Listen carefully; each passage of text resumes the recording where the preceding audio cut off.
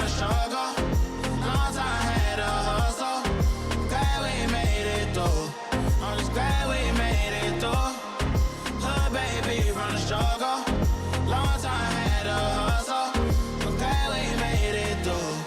Hello, Cleveland. Welcome to the fourth episode of Tea Time with Laura, a Ultramagnetic podcast. Happy Black History Month to all of you guys out there. I don't know why they made February the shortest month, a history month. I say Black History Month is 365 days. Thank you very much.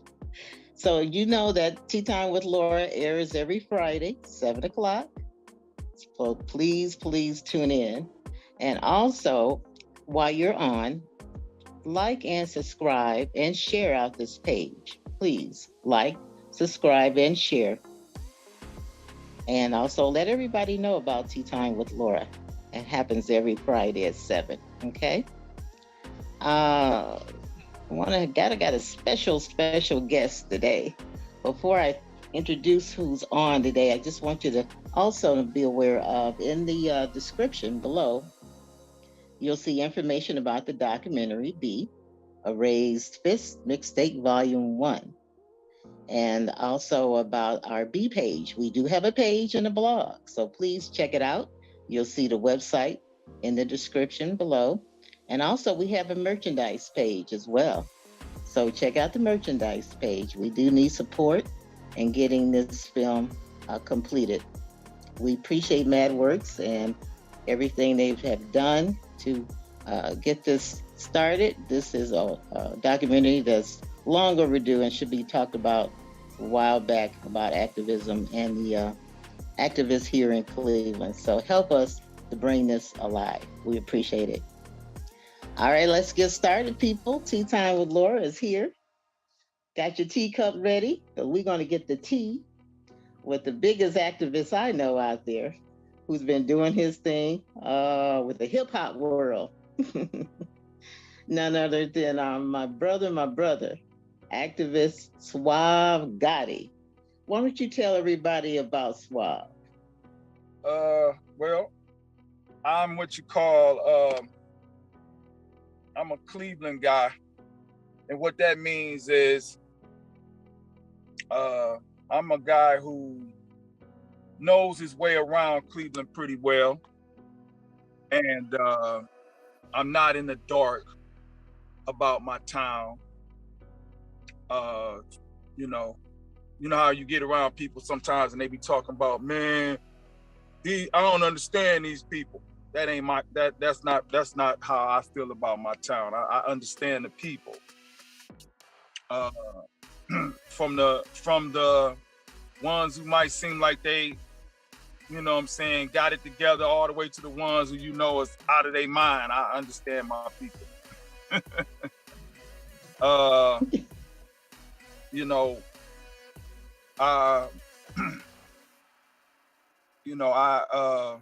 I grew up in Cleveland, Ohio, and for the most of my life I've been in Cleveland. I stayed in Atlanta a little bit, which I was able to pick up on kind of lightweight, like what was it, the motivation and stuff of what it was that made Atlanta flourish in the 90s when it started flourishing.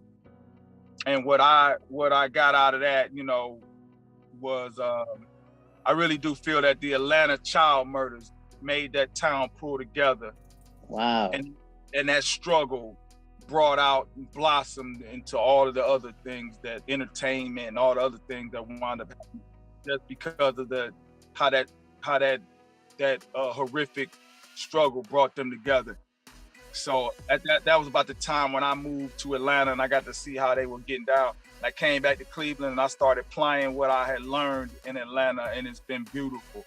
So Suave Goddi is just a Cleveland guy who can tell you about the town. And I did not believe the hype, which, we go back to hype of Cleveland, a mistake on the lake, and, people like Johnny Carson, using Cleveland in the butt of their jokes and all that. Yeah. I think that this was a way for them to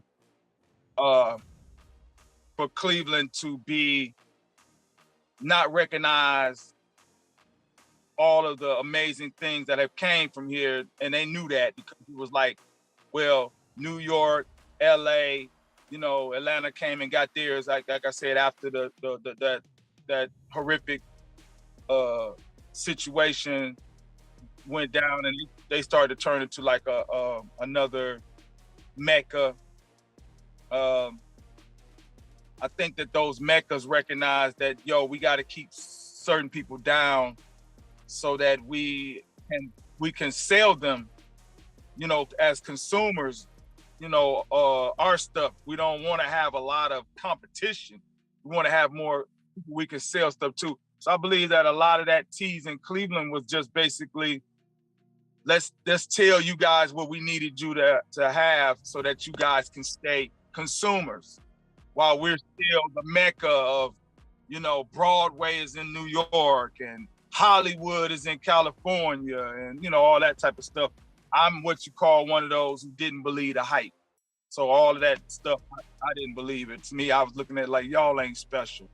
Y'all just smart enough to be doing what other people could do too if they didn't believe the hype.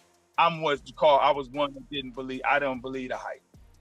You know what I'm saying? And after living in Atlanta, I'm looking around, and after seeing the smoke and mirrors of marketing, I came back to Cleveland. I was like, I don't believe the hype. Half these people out here are like a lot of talentless bums who have recognized that, you know, advertisement and a fake smile to get you far, and they've gotten far with it. And I'm like, well, wait a minute. So that's Suave Goddi, a guy from Cleveland who didn't believe the hype. I like that. It's gonna be on your tombstone. So let me tell you, you know, Cleveland had his share of tragedies. I mean, we've had Anthony Sowell and Imperial murders. We've had Tamir Rice shooting. We've had 137 shots even, and so on and so forth. Do you think that brought us any closer together? Well,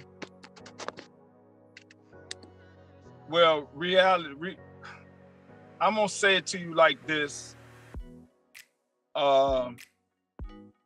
It didn't really bring us closer. And you gotta understand that one of the reasons why is because a lot of people look at a lot of things as isolated incidents. Mm-hmm. See, when what happened to Atlanta, people were scared for their children to walk outside. Right. I remember that. So everybody had to start watching each other's children. Mm-hmm. You know what I'm saying? And that's what I mean by brought them together. It was like, it was more security. Initially, it was security. Like, you know, we got to look out for each other's kids. Mm-hmm. But that means, what's your name again? I'm Miss Howell. What is your name? I'm, you know what I'm saying? So that kind of like, was an introduction probably to really actually cultivate the neighborly mindset that you need for a city to progress. I think that the things that have happened in Cleveland, unfortunately, most people just look at it as this isolated incidents to where, hey, shouldn't have been out there. Hey, wasn't my cousin. Hey, wasn't my kid. And that's what you know. So no, none of that has pulled it, you know, because, you know, really Atlanta came, like I said, Atlanta was pulled together by fear. Mm-hmm. Initially by fear. And, you know, a lot of these people around here, especially like males and stuff, you know, the only fear they probably get is like when they all get locked up or something somewhere, and then they know that there's all these different other cities in there, and it's like, oh, well, let me go find somebody from Cleveland. But while you was in Cleveland, you know, everybody was opposition, even the person Yeah. on the next street, especially, younger, especially males, right? You're on 156, you don't mess with 157, like they're different from you. But once you're locked up, you and 157, y'all cool now, because it's Columbus versus Cleveland now. You know what I'm saying? So to me, it's like until unfortunately, until people recognize that it's a drastic situation that's affecting everybody, I think that a lot of folks think that everything is isolated incidents, so it doesn't really bring people together. I got you. I understand that. That makes a lot of sense too, because now that we look at all the shootings and things that's happening all over the United States, not just here but everywhere, I kind of look at activism, and I looked at all of us being activists, that we can do a little better job too in coming together. And I say that because I remember right after Tyree Nichols was shot and killed, a couple of days later, the NAACP came out with a little rally downtown near the Free Stamp. And Channel 5 panned the audience, and I looked around. Not one of us that I knew, because I knew nobody in that crowd but Latanya Goldsby and the NAACP president. But other than that, I didn't see Al, I didn't see Art, I didn't see Khalid Samad, nobody, one of us was there. And I just don't, I see the lack of separation of communication between the activists. And I don't understand why that should be, because I think that's one thing that should have brought us all together. What's your take on that? Well,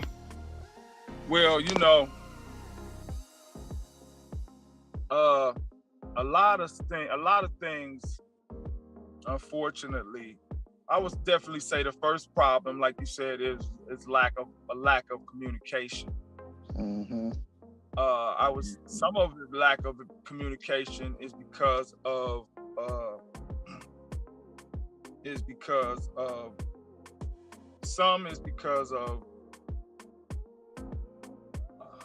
I think it's just like a lot of times people really just don't really have a high level of concern. And then I think in a lot of other ways, you have certain people who are a little more competitive than compassionate. And then when you have that going on, you have people, I think what happens is you have a lot of people who are trying to do a right thing, but they don't really have a real internal mission statement. Yeah, okay. So they're doing it because it's like, oh, okay, this is the time and the age of my life where I need to be trying to do good. So they got them doing something. But I don't think, when you don't really have a real internal mission statement, you're going to half-ass do whatever it is you're doing, whether it's activism or the kids. People have people, a lot of folks, I really feel like they really don't really have a real internal mission statement. I think it's just a lot of people who are doing something because they feel like they need to be doing something. And then you got some folks that are doing stuff because they're bored. You know what I'm saying? Then you got some other people that are doing stuff because they want attention. You got a lot of people doing a lot of things for all the wrong reasons. Right. And then those who are doing it for real, I think, they're so busy doing other things that, between the ones that's doing it for all the wrong reason and the ones that's doing it for real, who are caught up doing other things, and a lot of people who do stuff for real, a lot of them burned out too. Yeah. They do so much, you know, when you do a whole lot for a whole, you know what I'm saying? And then you get people who think, you know, they don't want to take up slack. They don't see they need their help out because they don't really see the concern. They thinking that just, oh, we just gonna shoot everything to you and then you'll take care of it and then we'll act like, you know, we did something too just because we shot it at you. Yeah. You know, it's too many people who unfortunately don't really have a real mission statement. So I think that's really the main big problem. Is a lot of folks really have not had the real conversation with themselves first, and then as a collective of what is it that's really the driving force in my life, my career, and all the other type of stuff. I think unfortunately a lot of folks have not had the real conversation, and from there you're getting everything else is just misconceptions, misdirection, miscommunication, and then you're being missed where you need to be targeting and where you need to be helping. There's just a whole lot of missing going on. Oh yeah, I believe that too. And I want to say too that what I've noticed is you're right on the lack of communication, but we shouldn't have those social cliques either.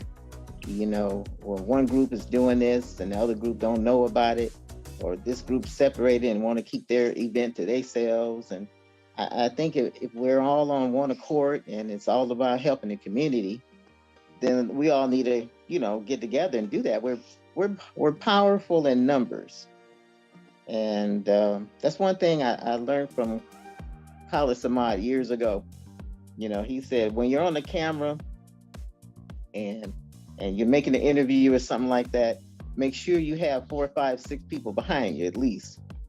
You know, don't just get on there by yourself. Look like you got the group with you. You know, because the camera people tend to just zoom in on one person and look like it's just one person there speaking, but there's really a whole lot in the group. So we got to form some kind of, what's the word I want to say? Camaraderie, togetherness, unify, mobilize, all those words that they use, you know, but we don't preach it, but we talk about it. So I think definitely everybody needs to have try to seek a simplified mission statement. I think there's a whole lot of people that don't really got no mission statement. You need a simplified, clear mission statement. And then once you get that, that's what you keep going back to. You know what I'm saying? And that's what you keep going back to. And those that you see are really about that business, whoever it is. Those are the people who should be empowered, or these are the people we should get the information to and do what we need to do to create a different system of thought around here. Yeah. You know, unfortunately, a lot of people, to me, they're not reality driven. They're only reality driven when they're getting ready to go to jail or grandma died and all that. Yeah. Then it hits them. And then they're reality driven for like 2 weeks. Boom. There's the key. And then after it wears off, they're back to, you know, it's all about same old. It's all about nothing. Popular nothings. You know what I mean? Absolutely. A lot of people, you know, when you don't really have a real mission statement, you find yourself consumed with popular nothing. And that's what I think that we're dealing with.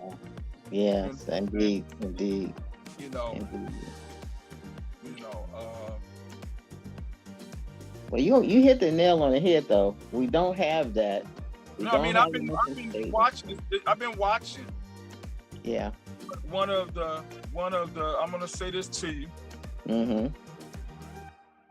I had a New York person tell somebody who told me this 20 years ago. Very impactful, and I'm gonna say it to you now. The New York person said to him, who said to me, he said, in New York, he said, everything we do be about hustling and making money. He said, but since I've been up in Cleveland, he said, I don't understand y'all. It seemed like, he said, it seems like in Cleveland, y'all just do shit just to do shit. Uh-huh. Mm-hmm. Blew me away. Yeah. Yeah. Blew me away. The purpose, yeah. There's no purpose driven.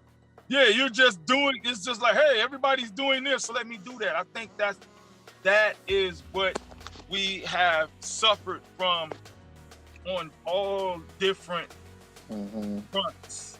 That type of thing. And you know, when you do stuff for real, it's a lot of people that, to me, they look at you weird, like, oh, you're doing it for real? And it's like, you know, I know what you do. I know you do it for real.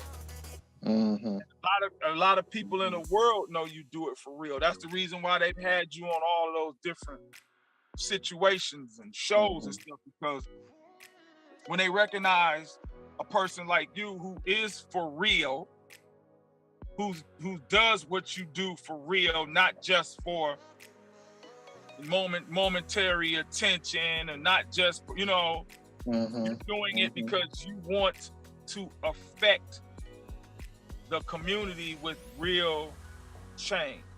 Yeah. Impactful change. Right. So, you know, I got you. You know, so what you're trying to do, what I'm trying to do is, this is what I was told once. One time a person said to me, he said, don't do what's popular, do what's necessary.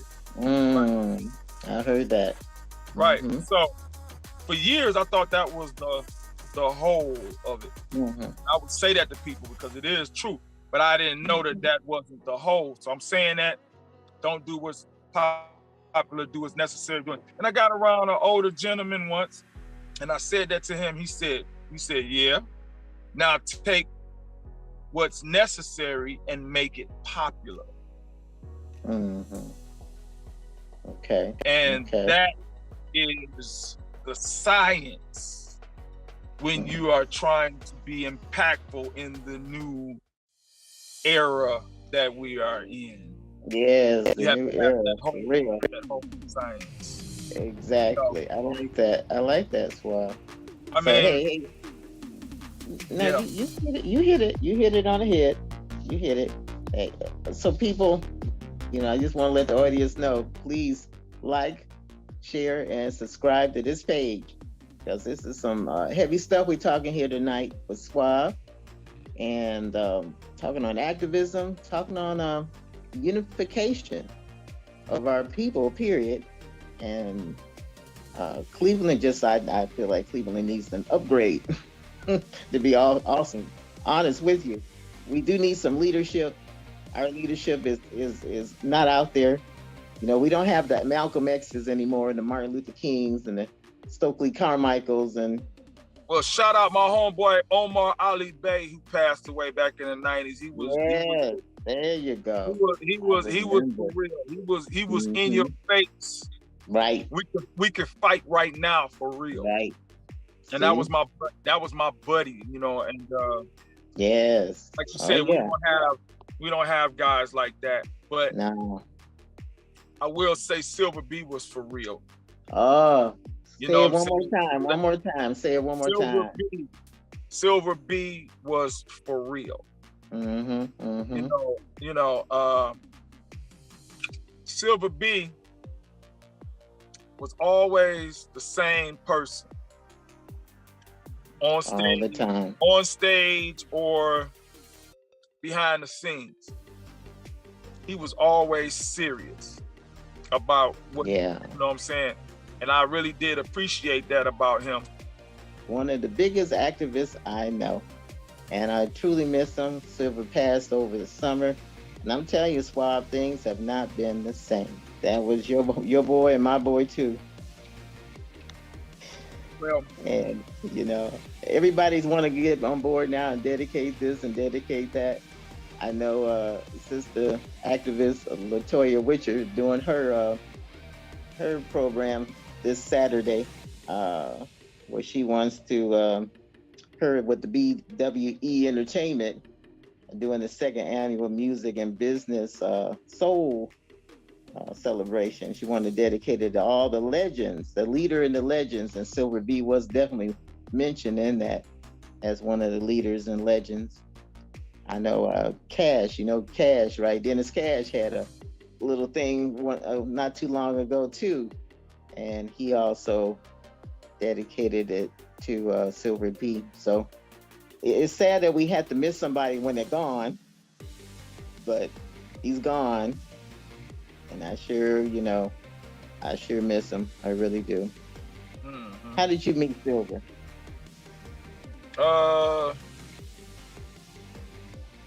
I cannot tell you the day. I just know that in the early 80s, he used to be downtown Cleveland and he had a dance crew. Mm-hmm. Silver B and the Silver Explosion.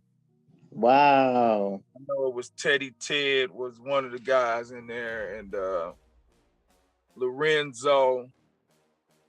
And he had these dancers and they was dope, and he would be downtown, and also would see him in the little they had a little food court back then because there wasn't no towers, there wasn't no what is it now? Tower City.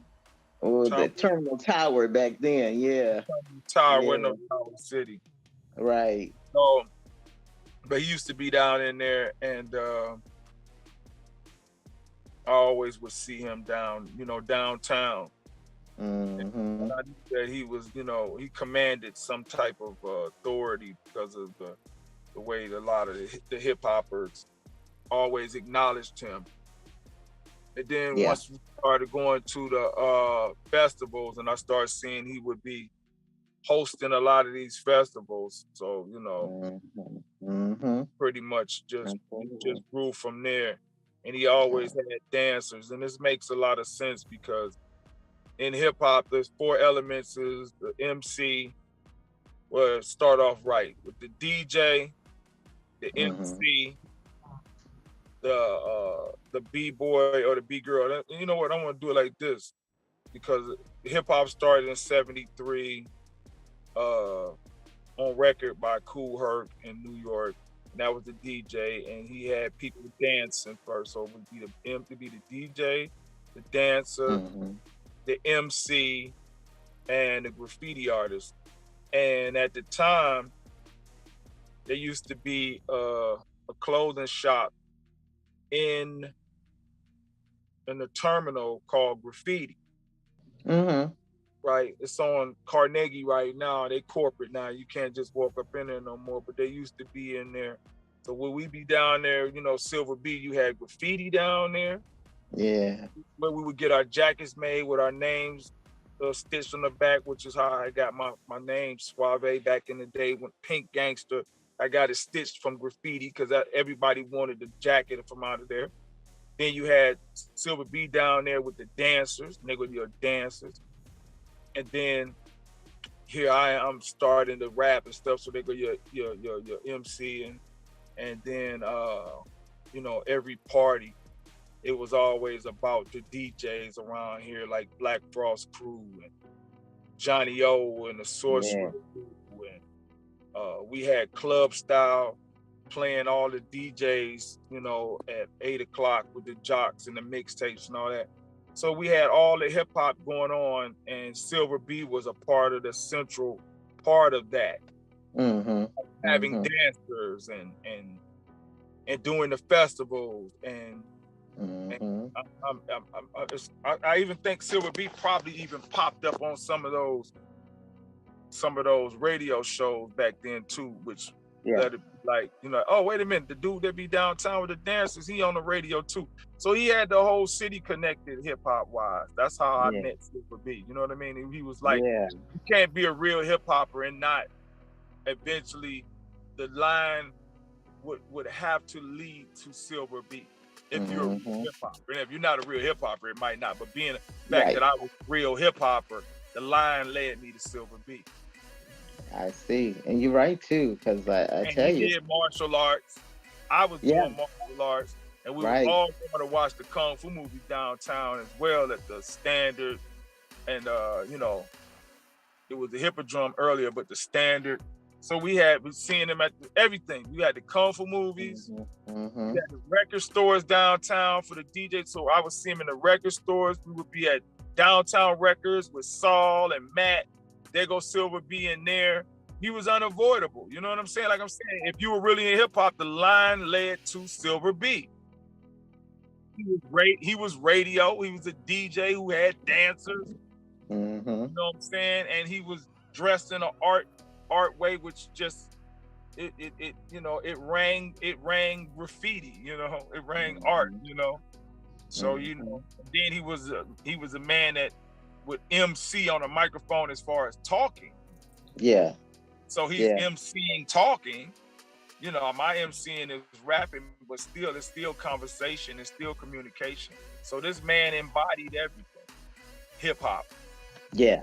And he had the voice for it, didn't he? I tell you. Yeah. He had the Chuck D voice if he'd have been rapping, you know what I'm saying? Radio suckers never play me, you know. So he had Come on now. Come on, do another impersonation. What's a favorite one you know at Silver? Silver B be like, all right, we got all the way from Akron, Ohio in the house tonight, representing 330, bringing us live from Akron. Let them know who you are. Tell them who you are. Yeah, you know, in the mix. 7 times, I tell you. He had to go. Pump it up. Yeah. I like to do a Silver B challenge.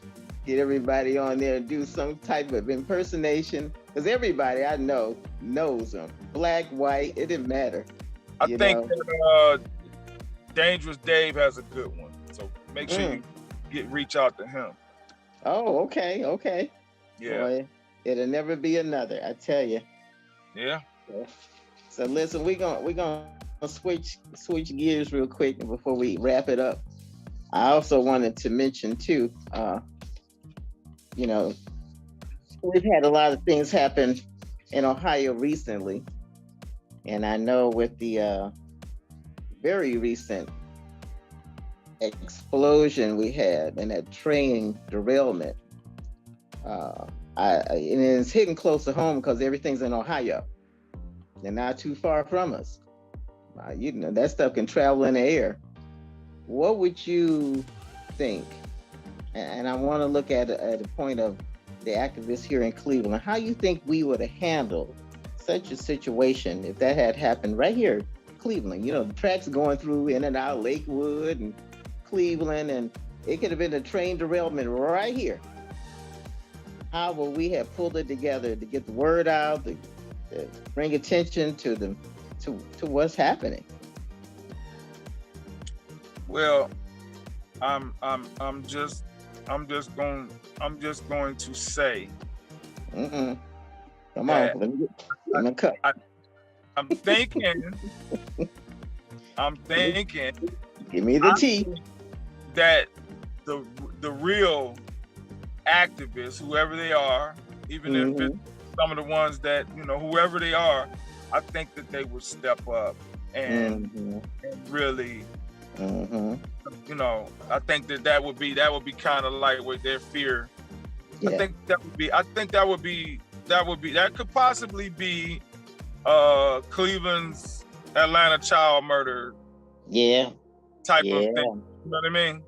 Right. I think that actually would pull the people together. Mm-hmm. And it's unfortunate it might take something that drastic. But yeah, Right. I think that one do it. I think Yeah, I if they would believe so. get scared about it, and you might not actually would have 500 people rallying Mm-hmm. about what needs to be done ASAP. I think that might work. That would happen. Yeah, I believe you're right too. Whoever's going to step up, and I know it's the oldies that always does step up. You know, Art McCoy and them. I believe they will be there to bring attention to the matter, and all in the mayor's face. Think about their kids and all that, and they grant. Yeah, I think that they would be. I think that would definitely be. Yeah. That would bring a lot of fear, collective fear. That would bring a lot of collective fear. Absolutely, because it's not far fetched. It can happen. Nah. The way they talking about how if they don't, there's a certain type of brake that they need to start installing on these trains. It's called electronic. I forget the name of it, but it's electronic something brake. DeWine was talking about electronic air brake something that they need to add on them trains, and until they add those things on those trains to make it slow down more efficiently as faster, until they add that, there's going to be more. This thing's going to mess around and happen. Yeah. Unless they go ahead and they start to, it's got to be some changes made very fast, because if not, there's going to be a lot more train situations happen. And it's going to be So if those things don't start getting implemented right now, it's going to be bad. You know what I mean? Yeah, I agree, because DeWine was talking about also that they're trying to pass something now, because a lot of train companies that go through here, it's something regulation. They don't really have to let us know that they're carrying toxic chemicals, So they've been doing this for years. You don't know what's coming through our city. It could be something to blow us to Timbuktu, but they don't have to let you know that. And now he wants to pass that they have to let the city know that they're coming through with XYD chemical of this capacity that could do this and this and that. So finally. So we'll see how that flies. Yeah, they better do something. Yeah, because it's just too much. We're having explosions in different factories and things going in the air. We're having train derailments, so it's too close to home for me, because that's twice in Ohio we've had big calamities like that. So yeah, that's something needs to be done. I'm glad you brought that up too, and hopefully DeWine can change a few things. But listen, Suave, I'm gonna wrap it up. I'm glad you came on tonight. I know you had a busy schedule. You always do. Well, thank you for having me. You always busy. I admire what you do. I'm more productive than busy. You're more productive than busy. More productive than busy, yeah, because there's a lot of people in this world that like Prince said, they busy doing something close to nothing, no different than the day before. Thank you. So yeah, I'm a little more productive than I am busy. Before we go, give me a Black History fact for Black History Month. A Black History fact? Yeah. Well, wow, I just put one up on my page, my Facebook page. And in 1935, it was a female basketball team in Cleveland that dude who was running for office put together. He put elect Payne, and he had all the women wearing the elect Payne jerseys, and this was in Cleveland, Cleveland City Council. He's running for Cleveland City Council, and they had got an all-black basketball team, and their picture is on my Facebook wall. They look amazing, like they look like basketball girls right now with the way they're dressed. It's like, wow. And it was 1935. Lawrence O. Payne was running for re-election to the Cleveland City Council. He sponsored a women's basketball team in the area, donating uniforms. The Payne for Council plastered on the front of the uniforms. I see the girls right now. They look good, don't they? Yes, indeed. I got to share that and put that on my page. You mind? No, girl, go ahead. I can't understand how people don't get pumped up off of stuff like that. It's like unfortunately, I think a lot of folks, they're more media driven than they are reality driven. Oh, say that again. Come on now. Give me the tea, give me the tea, give me the tea. Exactly. And the thing is, it's unfortunate, but a lot of times what you don't recognize when your life is just media driven like that, once you wind up at the end of your rope, you'll find out, you'll look back and say, I really didn't do anything my whole life. And that's what unfortunate. It's an unfortunate situation, but it's very popular. You know what I'm saying? You know, I know this. Like you said, getting deep. This is deep right here. Yeah. If you watch 500 movies, and then you find yourself in a nursing home with some type of whatever, and you feel like this could definitely be it. What do you look back on in your life and say you have done? I guarantee you, not one of those movies is gonna come up on, well, at least I'm glad I got to watch. Yeah. That's not trust me. That's not coming up on your screen. Yeah. You know what I'm saying? You're not gonna be like, man, at least I got to see Predator 2 or something, or at least I got to watch all season of, They For Us. I mean, like I said, I ain't got nothing against that, but I'm just trying to say that people, unfortunately, should be a little more reality driven without grandma dying, without without your daughter having to be in a car accident. Whoa. You know what I'm saying? It's just, you know what I'm saying? But I understand that most people, they can't hear that. So everything is ignored until reality comes. You know what I'm saying? It's like Spider-Man. You got these powers, because everybody has these powers. They do. Right. Everybody has powers. While you're in these bodies, you have powers. But what are you doing with your powers? And then, you like Spider-Man, I'm just trying to make some money with my power. And then when a man bumps into you, you let it ignore him and he runs by you, and then you find out that the dude who bumped into you, runs by you, is the one who kills your uncle. Now you become Spider-Man. But you already had the Spidey powers before any of that happened. You know what I'm saying? So I think that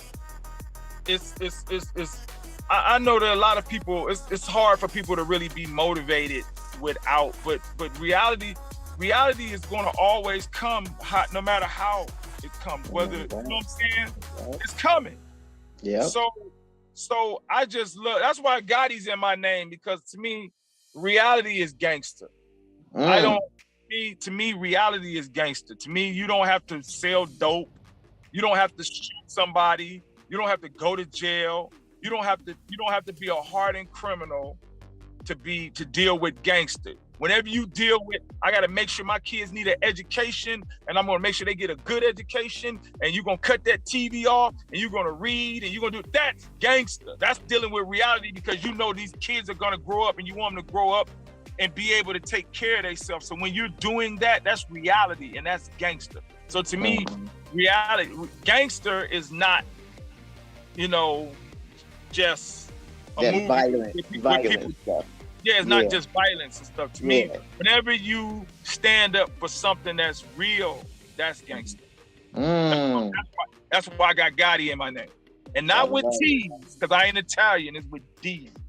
I'm not Italian. My name isn't Gotti with T's, it's with D's. Yeah.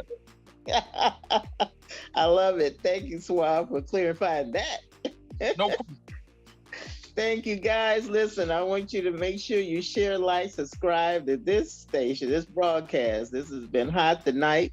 We had none other than Gangsta Gotti. Go ahead. Yes, on our broadcast tonight, and also he's going to be on later on with Al Porter. You guys coming on tonight? Nah, he already done. Oh shoot, I missed it. Darn. What you got holding up there? What's that? Oh, this our newsletter. Because I do right. Cleveland Underground Music Radar, which is Yeah. a digital magazine online, and you've been on the cover. But we also right. have the paper version that goes out in the street. That's Scatterbrain from Cleveland, the gangster out of the 60s in Cleveland. Oh, I need a copy of that. I don't have I got the you. hard copy. I got you. He used to have a restaurant in Cleveland, and he was known all around the world. He was always in a Jet magazine. And when you watch the movie Superfly, they had a dude play Scatter, which was playing him. So, Scatterbrain. Say his name again. Say his name again. His name was Herman Stevens, but they called him Scatterbrain. He had a restaurant called Scatters on 105th. Wow, 105 was jamming back then. God dog it. See, that's the restaurant. See that? That's the restaurant right there. There you go. Man, it was hot back in that time period. The 70s, the 60s, the 70s, and the early part of the 80s was tough. I tell you, we have gotten weak. We got to step it up. Thank you so much, Suave, for being on. I appreciate you so much, my brother. Love to you. Always. Much love to you too. Peace. Always. Peace. Thank you guys for watching another Tea Time with Laura, which airs every Friday at 7 o'clock. And also make sure you please share, like, and subscribe to our broadcast. We thank Madworks Studios so much for the documentary of B, and the enormous amount of funds that they put into it. But we still need your support. We really do, for everything that we're trying to do to complete this film.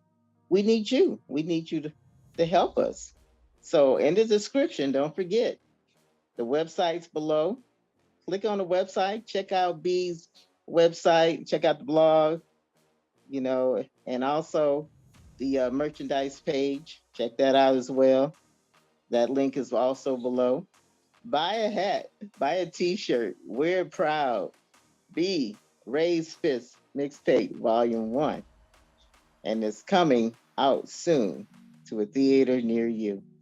This is Laura, your girl Laura Cowan, with another Tea Time with Miss Laura. And until next week, we will see you again. Take care.